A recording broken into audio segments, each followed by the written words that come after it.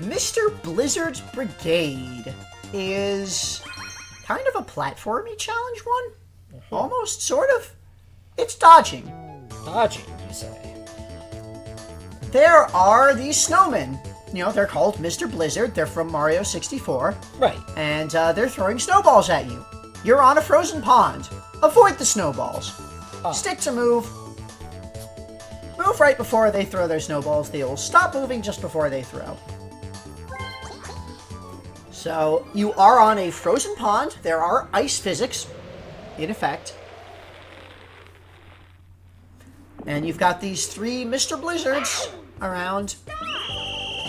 And you'll see one will hop and turn, and then it will throw the snowball. When it hops, it is picking a target and locking in place where it is aiming. So, you need to move between it picking you and throwing the snowball. So you can kind of tell what direction they're looking to see, you know, where they're going to throw. As the timer ticks down, more snowmen will show up. Eventually, the big one wakes up, and it throws big snowballs. By the end, you've got 6 Mr. Blizzards plus the big one, all throwing snowballs at you. At different times. Oh.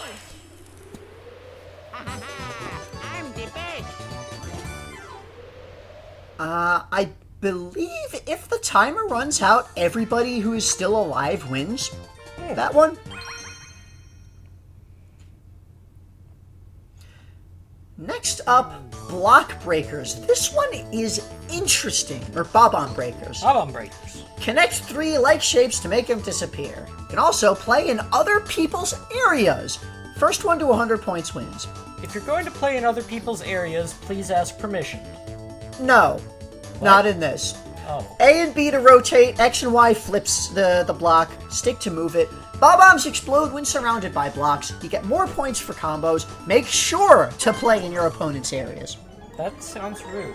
So it's a match 3 puzzle game where you're all playing on the same board.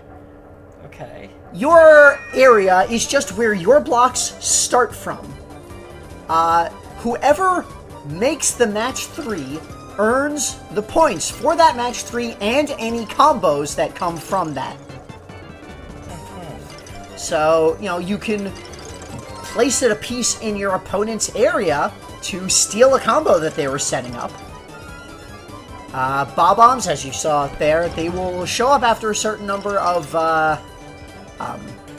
clears, block clears, and you surround them with points, and they are worth they're worth like 5 points, 8 points each. The number of points I was never really paid attention to. You try to get as many as you want, as you can. And you go until somebody gets 100 points. Now, you'll notice here, Waluigi's area is full, and he's got his sad face on, and he could not play anymore. If your area fills up, you cannot do anything until the area clears up, which it may never, if the opponents are being clever.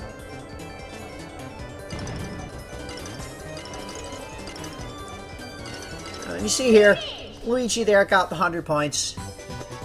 So that's the win. This seems annoying.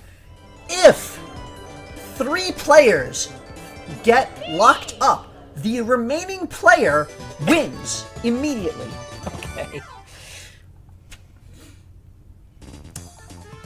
I don't like that game. Yeah, it's weird. Long Claw of the Law. This is a much simpler one. Don't like the sound of this.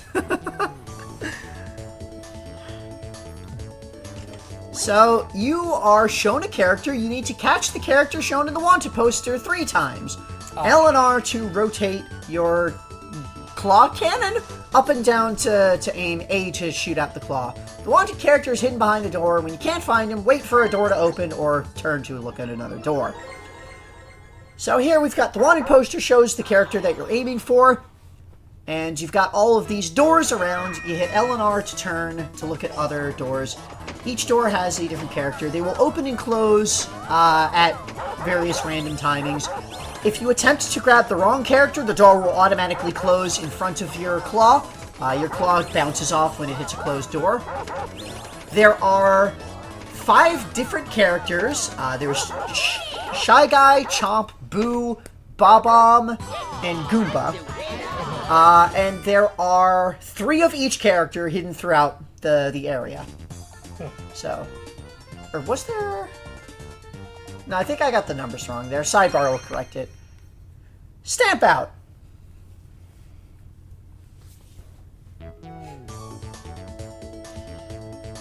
So, Stamp Out is basically Splatoon.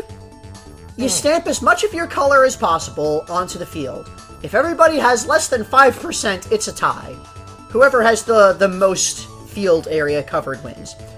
A to jump, stick to change the direction. You're kind of on like a pogo stick stamp thing. Hold A to jump longer. So you hold down A to kind of determine the power of your jump. You push the stick to determine the direction of your jump. And you got these little hops and you're stamping your color around the area.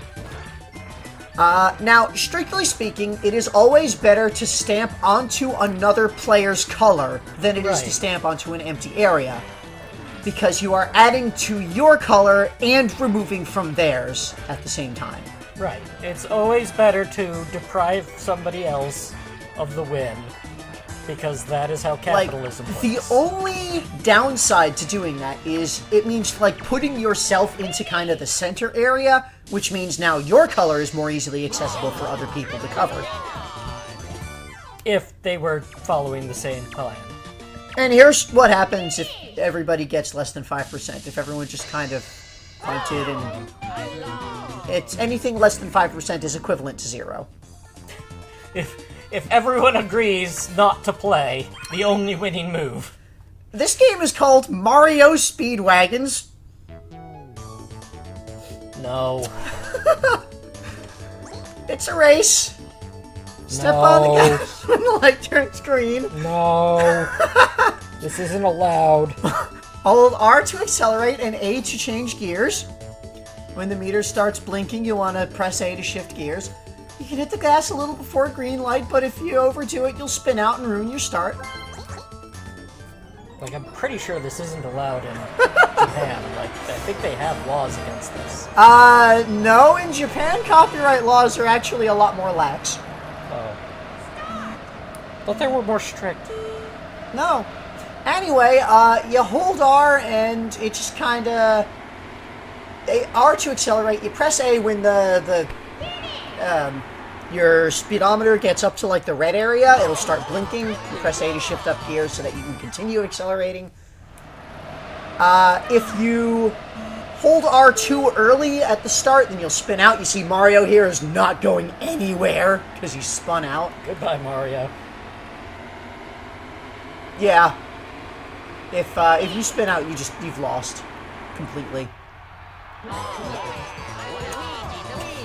Not even on the podium. So that was Mario Speedwagons. Our last 4-player game is Take a Breather. Okay, I don't mind if I do. This one's different. Take a deep breath and see who can stay underwater the longest. I'd rather not. Alternately press L and R as quickly as possible to inhale. Yeah, that's what I do whenever I need to inhale. So, you alternate L and R. It's basically mash A, except mash L and R alternate. Okay. So, it's a little weird. You do that for, 5 seconds. You do that for 5 seconds, and whoever does it the best is the winner. The amount that you do it determines how long your character stays underwater. As a note, there's a lot of water-based things in this game.